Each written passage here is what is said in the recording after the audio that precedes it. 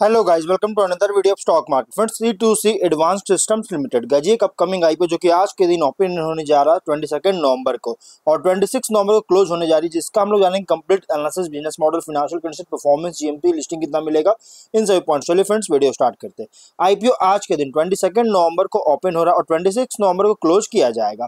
10 rupees का face value है, 214 to 226 rupees per share की प्राइस बैंड, 600 शेयर्स की लॉट साइज और ये जो है 99.07 करोड़ का टोटल इशू साइज है, जिसमें से फुल्ली फ्रेश इशू किया जा रहा है।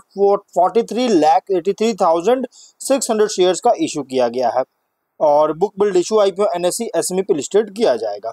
और प्रोमोट यहाँ पे अगर हम बात करें कंपनी का मार्केट मेकर जो है स्प्रेडएक्स सिक्योरिटी जिसके मार्केट मेकर है, और यहाँ अलॉटमेंट डेट जो रखा गया 27 नवंबर का डेट रखा गया और नेक्स्ट डेट मतलब 28 नवंबर को रिफंड्स रिलीज किया जाएगा।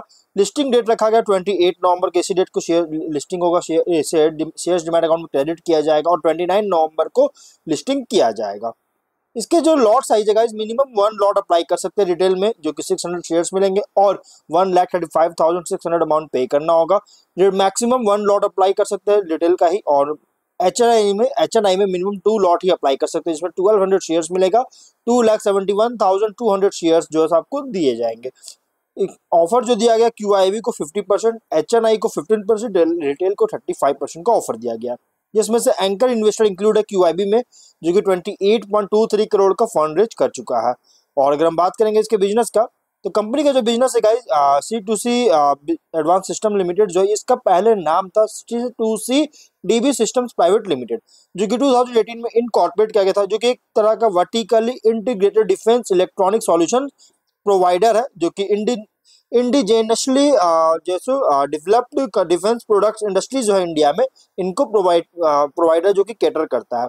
जिसमें कंपनी का कोर कॉम्पिटेंसीज है, जिसमें इंक्लूड है C4I सिस्टम्स जो कि इफेक्टिव सिचुएशनल अवेयरनेस और के लिए और decision support, AI/ML based big data analytics करता है, इंटरप्राइज इंटीग्रेशन देता है, रियल टाइम डेटा जो कि IIoT से और एम्बेडेड FPGA डिजाइन से।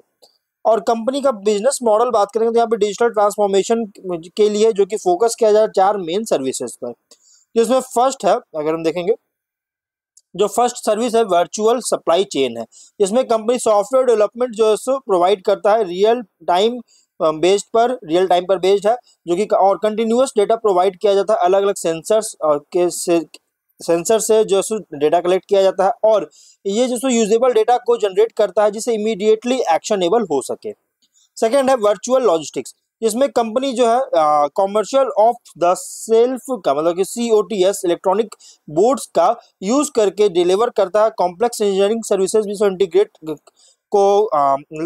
को और डिलीवर करती है इंजीनियर्ड इंक्लोजर में, जो कि साथ में जो है with stand harsh environmental conditions में भी काम आता है, कर सकता है, जो कि सब सिस्टम्स बोल सकते हैं।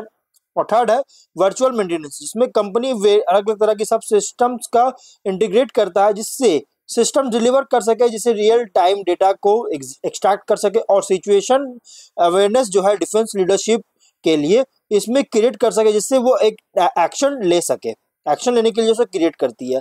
और फोर्थ है एप्लीकेशन देता है AI और ML टेक्नोलॉजीज का, जो कि ऑफर हर एक ऑफरिंग और stand alone product development engineering में ऑफर कर रही है। यहाँ पे कंपनी के प्रोडक्ट लिस्ट में इंक्लूड है combat management system, C4I systems, anti drone command and control systems, air defence sub systems, integrated platform management systems और integrated vessel management systems. Competitive strength की बात करेंगे तो कंपनी का कॉम्पिटिटिव स्ट्रेंथ में अगर देखेगा तो ये ब्रॉड रेंज ऑफ प्रोडक्ट्स है, सॉल्यूशंस है डिफेंस एप्लीकेशंस के लिए, स्ट्रॉन्ग R&D कैपेबिलिटीज है जो कि फोकस कर रही है इनोवेशन पर, और वेल पोजीशन बनाया है क्योंकि गवर्नमेंट इनिशिएटिव्स था आत्मनिर्भर भारत या फिर कह सकते हैं मेक इन इंडिया जो इनिशिएटिव्स था, इसका जो बहुत अच्छी तरह से बेनिफिट कंपनी लिया और जिसके कारण एक अच्छी पोजीशन बनाया मार्केट में। स्ट्रॉन्ग रिलेशनशिप डाइवर्स और ग्लोबल कस्टमर बेस के साथ, एक्सपीरियंस्ड मैनेजमेंट टीम है। अक्टूबर 30 के अकॉर्डिंग 190 एम्प्लॉइज थे कंपनी में। फिनेंशियल की बात करें तो 22 में 34.7 लाख का रेवेन्यू है, 2.3 करोड़ का लॉसेस है। देखिए 22 में मतलब पैंडेमिक के टाइम में कंपनी को लॉसेस फेस किया, 23 में 8 करोड़ का रेवेन्यू, 2.8 करोड़ का प्रॉफिट। लेकिन पैंडेमिक के बाद से कंपनी का शेयर रिजल्ट बहुत अच्छी ग्रोथ हुआ, 24 में 41.2 करोड़ का रेवेन्यू, 12.2 करोड़ का प्रॉफिट है।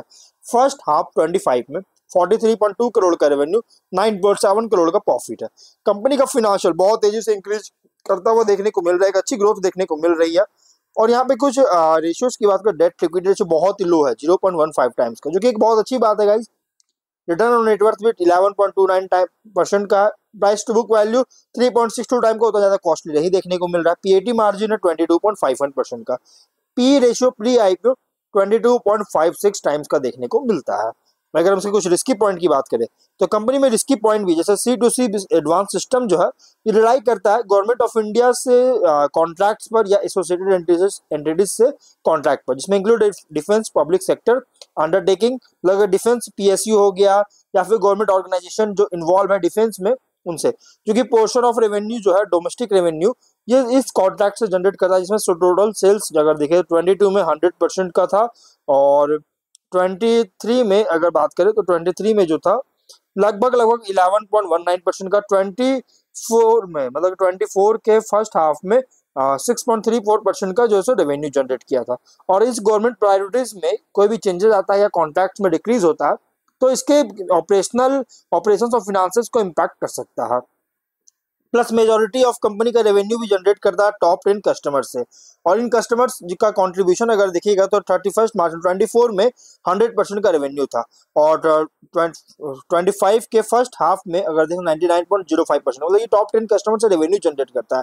और कोई भी अगर लॉस होता है कस्टमर्स का या फिर रिटर्न करने में फेलियर होता है जिसका रेवेन्यू का अफेक्ट कर सकता है। लार्ज पोर्शन ऑफ कंपनी का रेवेन्यू जनरेट करता है गवर्नमेंट एंटिटीज या एजेंसीज के साथ जो प्रोजेक्ट मिलता है उनसे, जिसमें कंपनी का इंक्लूड और जिसमें इंक्लूड है क्लाइंट फेवरेबल टर्म्स पर, क्लाइंट के फेवरेबल टर्म्स पर ही इसको प्रोजेक्ट मिलता है। और ये प्रोजेक्ट जो है अवार्ड होता है कॉम्पिटिटिव सिलेक्शन प्रोसेस के बेस्ड पर, जो कि एक स्पेसिफिक क्राइटेरिया पर और टिपिकली नॉन नेगोशिएबल जो सो होता है इन टर्म्स ऑफ कंडीशंस। अगर देखिएगा तो कोई भी नेगोशिएबल नहीं होता है, इसलिए इन गवर्नमेंट पॉलिसीज में कोई भी चेंज होता है या फिर पेमेंट पे डिलेज होता है तो ऑपरेशन को इम्पैक्ट कर सकता है।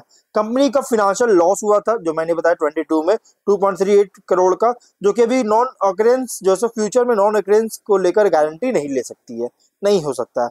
और C2C एडवांस सिस्टम्स जो है ये डिपेंड करता है सिग्निफिकेंटली एक्सपोर्ट पर रेवेन्यू के लिए। एक्सपोर्ट कंट्रीब्यूशन अगर देखिएगा तो 22 में 88.81% का, 23 में 87.09% का, 24 में 75.25% का रेवेन्यू कंट्रीब्यूशन था सिर्फ एक्सपोर्ट से। और कोई भी डेवलपमेंट अगर होता है फॉरेन रिलेशंस में या फिर एक्सपोर्ट रेस्ट्रिक्शन लगाया जाता है या फिर अदर रेगुलेटरी चेंजेस होता है तो बिजनेस परफॉर्मेंस फिनेंशियल कंडीशन को अफेक्ट कर सकता है। 30 सितंबर के अकॉर्डिंग टोटल बोरोइंग जो था अनसिक्योर्ड लगभग 13.29 करोड़ का था, और अगर इसको प्रीपे नहीं कर पाती है इन लोन्स को या सर्विस को तो गाइस इसके वजह से इसका फाइनेंशियल स्टैंडिंग जो है इसको हार्म कर सकता है। C2C एडवांस सिस्टम जो ये करेंटली इन्वॉल्व है कुछ लीगल प्रोसीडिंग्स में, कोई भी जजमेंट अगर इस कंपनी का अगेंस्ट आता है केसेस में तो इसके बिजनेस प्रोस्पेक्ट्स को डेट्रीमेंट कर सकता है, एक प्रॉब्लम कर सकती है, इम्पैक्ट कर सकता है। ऑब्जेक्टिव क्या है तो ये गाइस यहाँ पे कंपनी जो है हार्डवेयर और सॉफ्टवेयर दोनों के फिक्स एसेट्स के लिए, दोनों फिक्स एसेट्स है जो कि इसके एग्जिस्टिंग ऑपरेशन है इसके लिए परचेज करना चाहते हैं, इसमें कैपेक्स रिक्वायरमेंट है। और इसका एग्जिस्टिंग एक्सपीरियंस सेंटर है जिसका अपग्रेड करना चाहते हैं जिसमें, और एक ट्रेनिंग सेंटर भी जो सेटअप करना चाहती है बेंगलुरु में, और एक प्रपोजल सेटअप करना चाहती है एक्सपीरियंस सेंटर का दुबई में, और एक फिट आउट जो है सो करना चाहती है नए प्रेमिसेस का बोथ बेंगलुरु और दुबई में, जिसके लिए फंडिंग चाहिए। सिक्योरिटी डिपॉजिट पेमेंट करना चाहती है नए प्रेमिसेस के लिए बेंगलुरु कर्नाटक में, और वर्किंग कैपिटल रिक्वायरमेंट के लिए फंडिंग चाहती है, कैपेक्स फंडिंग, एक्सपेंस फंडिंग चाहती है जनरल कॉर्पोरेट पर्पस के लिए। तो ओवरऑल गाइस कंपनी का यहाँ पे अगर देखें तो अच्छी बिजनेस कर रहा है। GMP 245 मतलब जितना प्राइस बैंड उससे ज्यादा इसके GMP चल रहा है, जिसके अकॉर्डिंग 471 रुपीज पे लिस्टिंग होने के चांस है, 108% के एक बहुत ही स्ट्रॉन्ग डेब्यू करने जा रहा है।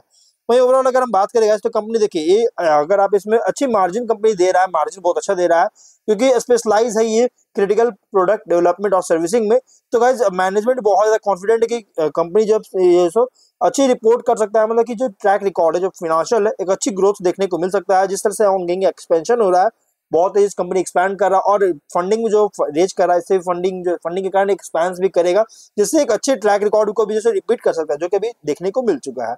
इसलिए अगर आप इसमें अप्लाई करना है कि सोच रहे हैं तो मीडियम टू लॉन्ग टर्म के लिए कंसीडर कर सकते हैं। कोई भी डिसीजन लेने से पहले अपने खुद के रिस्क पर ही डिसीजन लीजिएगा। मैं सिर्फ आपको एक अपना पॉइंट ऑफ व्यू बता रहा हूँ, मैं आपको ये कोई रिकमेंडेशन वीडियो नहीं है। तो अब हम लोग वीडियो कहीं पे एंड करते हैं। अगर कोई डाउट है कमेंट बॉक्स में पूछे। मिलते हैं नेक्स्ट वीडियो में। Till then bye bye.